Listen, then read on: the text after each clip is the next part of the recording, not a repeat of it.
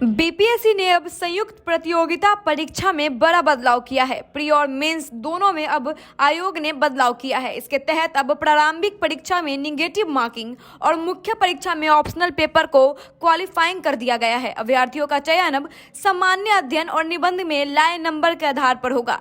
जानिए 68वीं BPSC exam में क्या प्रमुख बदलाव आपको देखने को मिलेगा। नमस्कार दोस्तों, मैं दिलीप कुमार। दोस्तों, बीपीएससी सिविल सेवा पीटी और मुख्य परीक्षा में काफ़ी बदलाव किया गया है। जितने भी सकारात्मक बदलाव किए गए हैं, सुधार किए गए, उन सभी का हम लोग स्वागत करते हैं।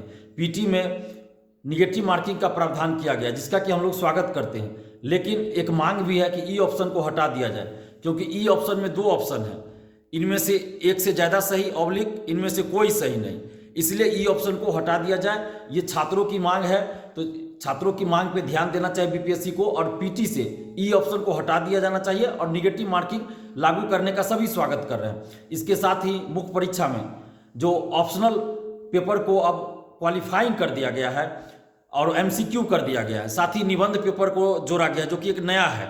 और मुख्य परीक्षा का जो रिजल्ट तैयार होगा, जिसकी मेधा सूची जीएस और निबंध के मार्क्स को जोड़कर तैयार किया जाएगा।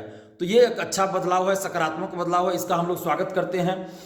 लेकिन पीटी से ई ऑप्शन को हटा दिया जाना चाहिए। और मुख्य परीक्षा में जो प्रावधान किया गया है, सुधार किया गया है, तो वो बहुत सराहनीय प्रयास है, सकारात्मक प्रयास है, सकारात्मक सुधार है। क्योंकि स्केलिंग पद्धति लागू करने की मांग बीपीएससी में बहुत सालों से चली आ रही थी, और कभी होता था कि ज्योग्राफी बूम कर गया, कभी एलएसडब्ल्यू बूम कर गया, तो कभी एंथ्रोपोलॉजी बूम कर गया।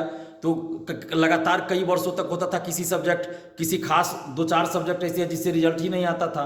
तो इस तरह की परेशानी थी ऑप्शनल सब्जेक्ट अलग अलग विषय के साथ, तो उसको एक समान व्यवहार हो सभी सब्जेक्ट के साथ, इसके लिए हम लोग स्केलिंग की मांग बराबर कर रहे थे। लेकिन बीपीएससी ने ऑप्शनल सब्जेक्ट को, यानी ऑप्शनल पेपर को अब क्वालिफाइंग ही कर दिया है। तो चलिए, ये भी एक अच्छी पहल है, सकारात्मक पहल है, जिसका कि हम लोग स्वागत करते हैं। इससे एक समान व्यवहार सभी स्टूडेंट्स के साथ होगा। कोई एक जो ऑप्शनल सब्जेक्ट है वो बूम नहीं करेगा, ऐसी बात अब नहीं रहेगी। पहले जैसा होता था, तो अब ऐसा नहीं रहेगा। सभी के लिए समान पेपर होगा, सभी के लिए एक समान क्वेश्चन होंगे। ऑप्शनल अब क्वालिफाइंग रह जाएगा, तो मेरिट जो बनेगा, वो जिस आधार पे मेरिट बनेगा वो सभी के लिए एक समान होगा।